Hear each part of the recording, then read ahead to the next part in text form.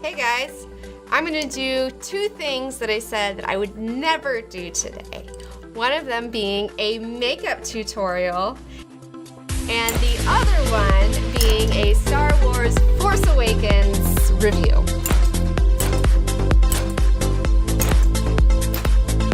I'm gonna do a Star Wars Force Awakens review. It's gonna bum people out because I'm drunk and I don't care anymore, all right? I'm drunk, and it doesn't matter. I've been drinking all day, and I'm fine. I'm ready to do this. And, you know, whatever. It was fine. I don't hate it. I don't hate you if you loved it. I'm drinking Blanton's. Here's the thing. Come on, Star Wars trolls. Like, I'm gonna say things that are gonna bum people out, and they're gonna come for me on social media from this review. Like, they're gonna come for me, and I know it, and I'm inviting a bunch of nonsense into my life. So I went and I bought a bottle of really great bourbon to help get me through it. So I got a full bottle here, guys. Like, go ahead. Give me your best shot. Don't give me your best shot, please. I don't really. Alongside our Force Awakens review, I'm gonna be doing a makeup tutorial using the Vice 4 palette. Comes in this really cute case. I recently purchased this. It was limited edition. It's super sexy. It's got a lot of great colors. So let's get started. Here we go, Star Wars review, makeup tutorial, go.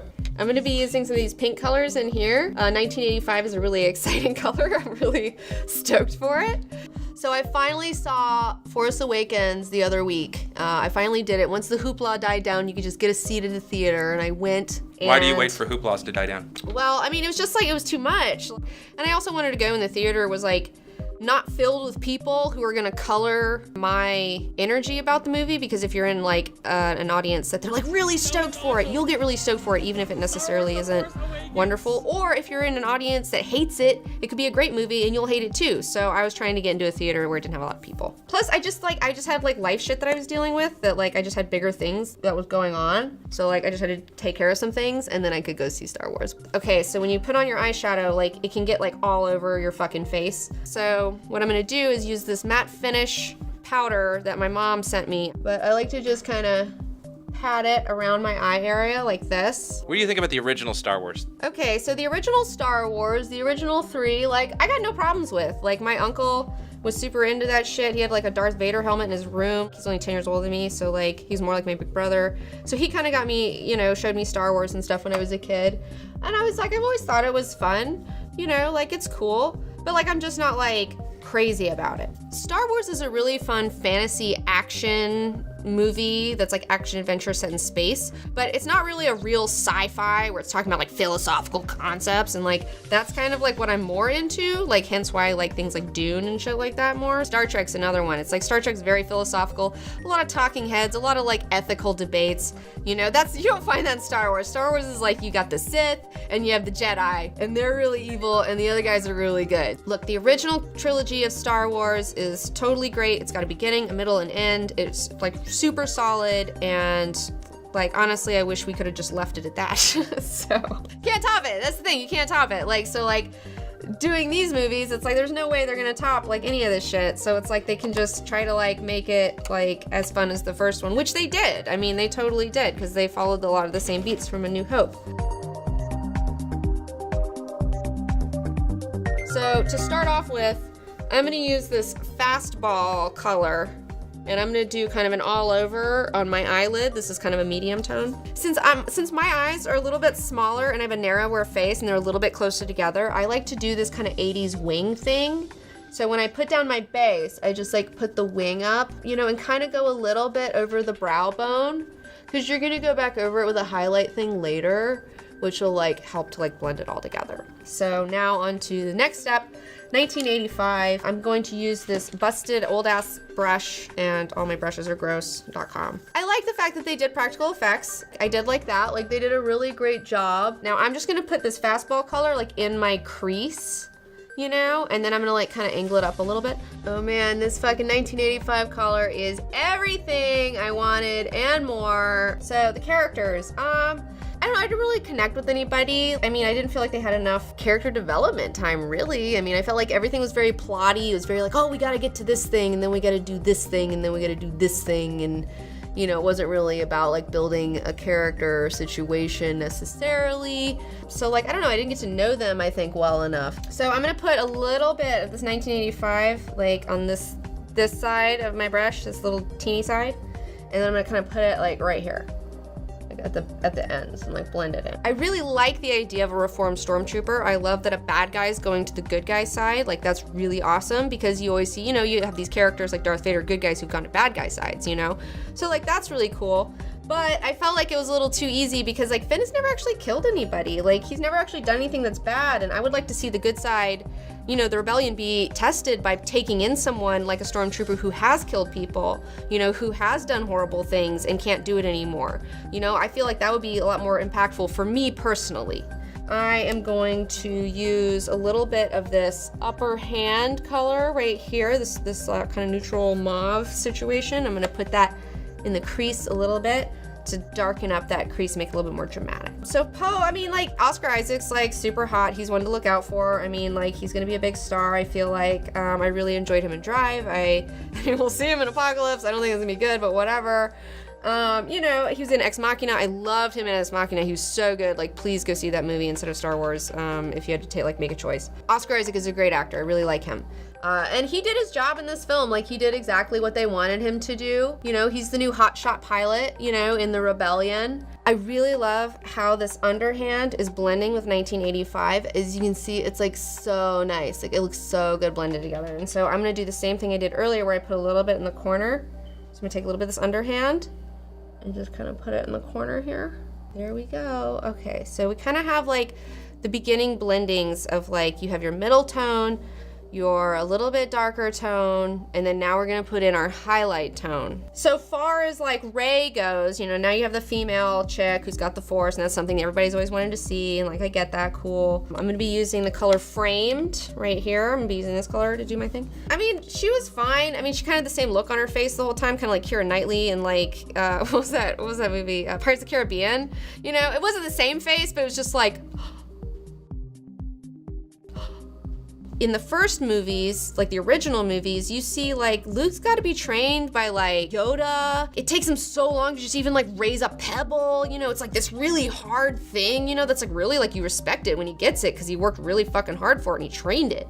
And like this chick, I don't even know if she knows what a Jedi mind trick is. Like, how would she know that? Like, I don't know. And then she just like does it and it works, and it's just kind of like, it's pretty easy. Oh, okay. So we're also gonna put a little bit of that like lighter tone like in my corners of my eyes, because like that'll like really help pop out like my little eyeballs. So now that I have my eyeshadow in place, we've put in the highlights, we've put in the dark ones, the middle tones, all those sorts of things.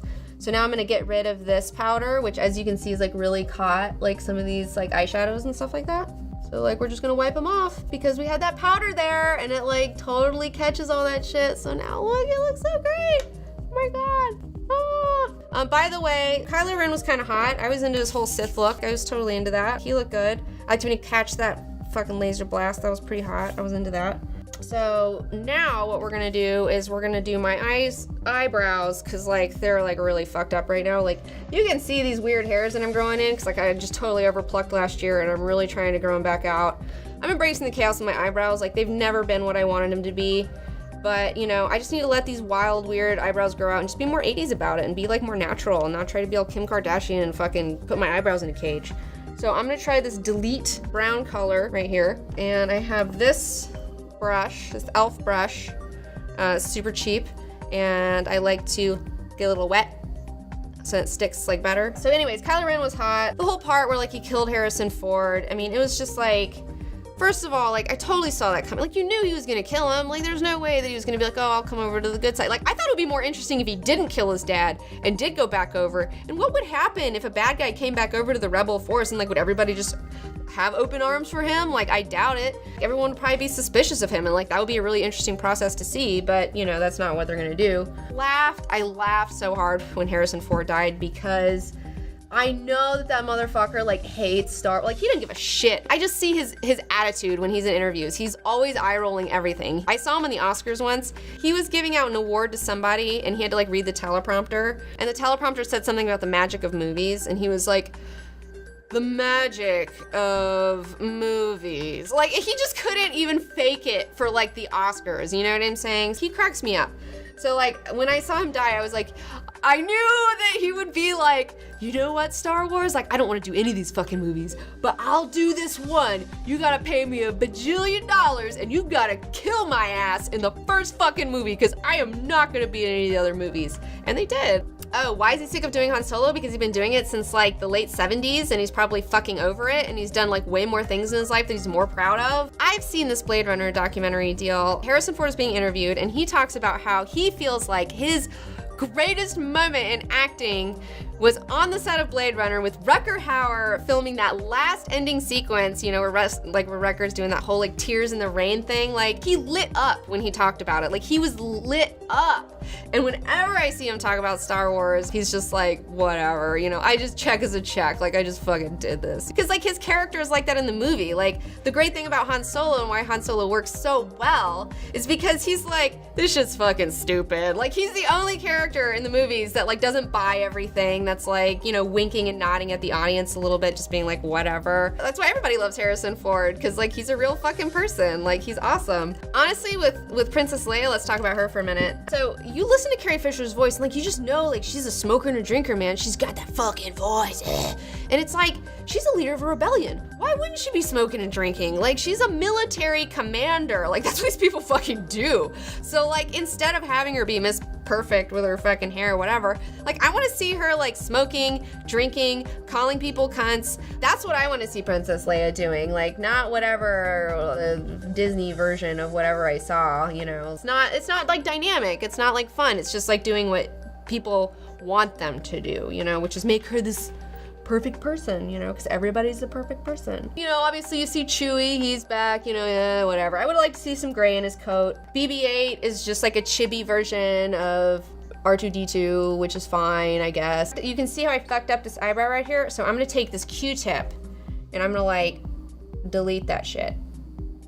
Before I get into my eyeliner, I just want to say that my main point of contention with this movie is that I really feel like they really, because it's Disney and because it's a huge franchise and it's a bajillion dollar moneymaker, they're gonna make this movie for as many people as they possibly can, because that's just good business, okay? Because they got a lot of like shit to sell. I mean, they got like Star Wars oranges to sell, okay? Like they have truckloads full. So like when you make a movie for everybody, you kind of make a movie for nobody, because they don't want to offend anybody. They don't want to put anything in there that's gonna upset anybody. And when you do that, you have a film that kind of lacks tension, and I feel like that's kind of what this movie is. I also am using Fabuliner by Jordana. It's a liquid eyeliner. It looks like a little pen. I don't have a problem with wing liner. A lot of girls do. But I'm gonna show you how this is done. But my main problem is like, what the fuck is the First Order's like deal? Like, what are they trying to do exactly? I don't know what their exact goal is. They're, you know, and who makes up the Republic, and are there other people outside of the First Order in the Republic?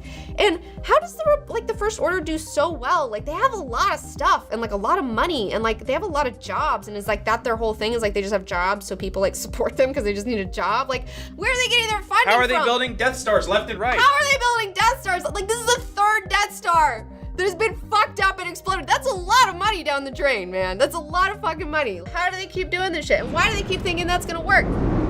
Here we go, we have one over here. I kind of stop it before it goes over here, you know, because if you line it the whole way over, it kind of makes your eye look a little smaller, and you know, sometimes I do that, but it's not all the time. I'm gonna like, kind of like blend it down a little bit though, you can see that. Okay, cool. I mean, I think this movie is really great for kids. Like, I think it's really great for kids. In fact, I was getting my hair done at Refuge Salon. My girl Sydney, description below, go find her, get your hair done, tell her I sent you, because then I get a discount. She was telling me she has a 4-year-old, and like, he loved it. Like, he loved it, and like, I totally bet he did. Like, this is like totally great for him, and I'm super excited that her son was super into this. So I can say that for Star Wars. Kids who have never experienced A New Hope or the original trilogy, like this is kind of their, I guess, version of the same thing that we've had. If I was a kid, I'd rather have new stuff, but whatever. I mean, I'm in the minority apparently about new stuff. So now I'm gonna put on, now that I have like my wing liner on, it looks pretty good. Actually, I'm gonna thicken up this one because like this eyelid is different from this eyelid, so one of them I always have to make a little bit thicker than the other one to match it, because like nobody's eyes are perfect. So my main personal thing with Star Wars is that, you know, I'm just interested in new things and new storytelling and like like taking art to new places. And I feel like this Star Wars movie is just like an homage movie. And I see this as a disturbing trend in Hollywood, like with things like Jurassic World, where they just take the beats of the first movie that worked, they take an algorithm, a math equation that worked, and then they just do it again. And it works again, and they're like, yay, and everybody makes money and they're super happy. But it's just like, it's the same movie. Like, I've already seen this, and it was actually better the first time I saw it because it was new when I saw it. So like, I'm excited about future ideas and future concepts, and that's why I prefer Oscar Isaac in Ex Machina, because that movie's crazy. There's a lot of great stories out there that are just waiting to be told. So since my eyes, again, are like not as big as I necessarily want them to look, you know, what I do is I do an underliner that kind of comes off and goes down a little bit, and that gives an illusion of my eyes being like bigger and like wider and all that sort of stuff. I mean, that's why I do these wings, is because it really like... So, okay, let's talk about the themes of Star Wars and things like that, because that's a really big one. Okay, so when the first ones came out, like they, you know, it was like kind of like a good and evil tale, you know, and it had some ideas about the Force, which is like this, you know, connecting like invisible situation that like helps the universe and like connects all of us, which is awesome. Its energy surrounds us and binds us. Luminous beings so we, not this crude matter. This movie, I feel like it doesn't necessarily have its own theme like the first ones did, where they had things that they were trying to say. This movie, the theme is not about something that's socially relevant or a new idea or a philosophy or a morality situation. It's more about the product itself. Like this movie, the theme of it is, hey guys, it's Star Wars. It doesn't have relevant new things to say, and that's kind of what art is about. Art shouldn't be just pure escapism. Art should be about finding yourself. This movie is just a replay of things versus like finding out new things. A lot of people are gonna be upset about everything that I'm saying. Like, I know that. It's a whole thing. I get it. And like, if you're super stoked about Star Wars and it's like fucking putting the butter on your biscuit, then I'm so fucking stoked for you. Like, I'm super excited that you have something that you really enjoy. Like, I genuinely am excited that you have a movie that you're really fucking stoked on, and I'm really glad that it delivered for you. But that doesn't mean that I need to validate that for you by liking it as well. Like, there's a lot of stuff that I like that nobody likes, and I understand. I do feel like there's a lot of groupthink going on with Star Wars right now. I feel like people, like, I mean, I look at a lot of reviewers that I know, and I kind of read between the lines with what they're doing, and it's like they're afraid to say anything negative about it or really go off on it because people are crazy and they're gonna witch hunt you and they're gonna try to like ruin your life with all this negativity on your social media, and like that stuff really does impact you. Like, if you deal with social media every day, like it is something that you see, and it is something that gets inside your mental pattern. Anything scares me to where you can't like talk truthfully about it. And this is one of those times where I feel like you're not really allowed to say what you really feel. You have to just go along with everybody. And that's something that I've always railed against like my entire life. I just hate that sort of shit, you know? So it's like, I have personal issues like that are going on behind the scenes also that I understand may not apply to everybody else. So now I'm going to do our Lancome Definicils. This is my mascara. This is the best mascara that I found. You know, I watched this Alan Moore documentary. Alan Moore is a really ahead of the curve fucking writer. He's written a lot of really amazing comic books that are really special to me and to a lot of people. He says in this documentary about himself that, you know, the job of the artist is to give people what they need, not what they want, you know, because people are always going to tell you what they want. That's what they think they want, but that's not what they really need because they don't know what they really need. And it's up to the artist to like figure that out and give it to them. And, you know, at the end of the day, I feel like Force Awakens is like where an artist gave people what they wanted versus giving something that he felt that they needed. And I think that's a shame. This whole homage filmmaking thing that's starting to happen really freaks me out, man. But my main thing is like, I just want to make progress in art. And I think that that's what's the most important thing, is to like, you know, not completely ditch the old stuff. You need to learn from the past and you just need to see the wisdom of the past, but, you know, make something new. Growing up in the 80s, like, in the 90s, everybody was excited about the future, you know? And like now, like everyone's terrified of the future because it looks really shitty because like obviously like humanity is fucked up as a species and like we don't have a lot of bright places to go to in the future. So we're just reaching towards the past because also it's a new century and people are scared because they don't know what that means. The rules haven't been made yet. But that's really exciting because we get to make the rules. That's gonna be amazing. Like people should get excited about the future and my generation should be excited about taking responsibility for the future, becoming adults and like fixing shit because like this shit's not gonna get better if we keep the same people in charge, like, you know, and they're on their way out anyways, you know, the baby boomers are getting old, like it's time for somebody to like grow up and take a stand and like fuck your Xbox, you know, like you need to take responsibility for fucking the planet, you know what I'm saying? That's what I'm working on. Final touches.